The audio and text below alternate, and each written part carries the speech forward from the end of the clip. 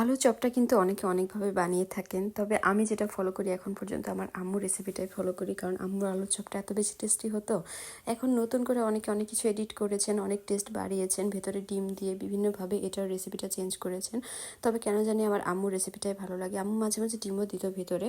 তবে মেইন যে দুটো উপাদান আমার কাছে মনে হয় টেস্টের পার্থক্য করে, সেটা আমি আজকে বলে দিচ্ছি। আপনারা এটা টিপস হিসেবে ধরে নিতে পারেন, গোপন একটা টিপস হিসেবে। কারণ সবাই আলুর চপ অ্যাজ ইউজুয়াল করে থাকে। আম্মু যেটা করতো, আমি দেখতাম যে আসলে পেঁয়াজটা বেরেস্তা করে দিত আলু ভর্তাটার মাঝে। বেরেস্তা করে দেওয়াতে যে একটা আলাদা স্মেল আসে, সেটা কিন্তু সুন্দর একটা ফ্লেভার অ্যাড করতো। আর হচ্ছে শেষেই ভাজা জিরের গুঁড়োটা দিত। তো জিরের গুঁড়োটা অ্যাড করাতে এটার টেস্টটা অনেক গুণে বেড়ে যায়। তো নর্মালি আমরা আলুটাকে ম্যাশড করে সেটাকে মাখিয়ে নিতে পারি, তারপর চপ ভেজে নিতে পারি, সবাই জানি অ্যাজ ইউজুয়াল মশলাগুলো দিয়ে। তবে এটা কিন্তু আম্মু যেভাবে করতো সেটা কিন্তু অনেক বেশি টেস্টি হতো, এবং আমি এই টিপসটা ফলো করতে চেষ্টা করি, নতুনগুলো ফলো করতে চেষ্টা করি। এটার ভিতরে আম্মু মাঝে মাঝে ডিম সিদ্ধ করেও দিত। তো এখন যেটা হয়, এখন ডিমটাকে বয়েল করে সেটা কেটে সৌন্দর্যের জন্য সেটা দিয়ে আলুটা বাইরে দিয়ে কভার করে সেটাও ঠিক আছে, সেটাও মজার। তবে এটা শুধু আলুর চপ ছিল, কোনো ডিম ছিল না। ডিমটা বাইরে শুধু কোটিং করার জন্য আমি ভাজার সময় ইউজ করেছিলাম। তবে আপনারা এটা রাখতে পারেন যে আলুগুলো যা সিদ্ধ করে নিয়েছি, দেখতে পাচ্ছেন, সিদ্ধ করে নেওয়ার পরে ম্যাশড করে তারপর এটাতে হচ্ছে কিছু পেঁয়াজ বেরেস্তা করে নিয়ে সেই ভাজা বেরেস্তাটা দিয়েছি, এবং এটার সঙ্গে কিছু ভাজার তেলও অ্যাড করেছি। এটা যে তেলটা, সেটা সুন্দর একটা ফ্লেভার আসে।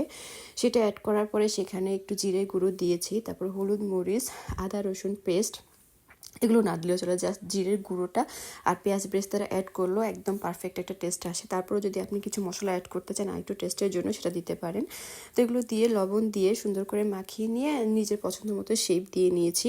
তো আপনার যে যার মতো পছন্দ মতো শেপ দিয়ে নেবেন, এবং এটাকে কিছুক্ষণ আগে আসলে শেপ করে করে ফ্রিজে রেখে দেবেন। তারপরে বের করা ভাজার আগে বের করে সেটাতে প্রথমে ডিমটা ফিটে ডিমে একটু সেটাকে ভিজিয়ে নিয়ে তারপর হচ্ছে ব্রেড ক্রাম্ব অথবা মুড়ির গুঁড়ো অথবা যেভাবে আপনারা করতে চান, ব্রেড ক্রাম্বটা দিলে বেশি ভালো হয়। বিস্কিটের গুঁড়ো যদি ব্রেড ক্রাম্বটা হাতের কাছে না থাকে, তাহলে মুড়ি বা বিস্কিটকে গুঁড়ো করেও রাখতে পারেন। তো এইভাবে করে সবাই আমরা জানি কীভাবে ভাজতে হয়। তবে এই টিপসটা আমার মনে হয় ফলো করলে আপনাদের খুবই টেস্টি হবে। কেউ যদি টেস্টটা খুঁজেন যে আলুর চপটা ইয়ামি হবে, তো সেটার জন্য আমি একটা টিপস বলে দিচ্ছি। সেটা হচ্ছে জিরে গুঁড়োটা দেবেন, আর হচ্ছে পেঁয়াজটা বেরেস্তা করে দেবেন। পেঁয়াজটা কাঁচা পেঁয়াজটা দেওয়ার থেকে বেরেস্তাটা সুন্দর একটা স্মেল অ্যাড করে। বেরেস্তার যে গন্ধটা এবং বেরেস্তার যে তেলটা, সেটা একটা আলাদা টেস্ট অ্যাড করে।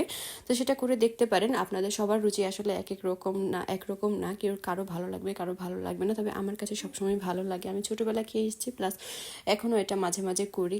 গতকাল কীভাবে করেছিলাম আর আম্মুর কথা মনে করছিলাম। আম্মু আমার ভিডিওগুলো দেখে, তো তাই খুবই ভালো লাগে আমার যে এটা আমি নিজেকে অনেক বেশি লাকি মনে করি।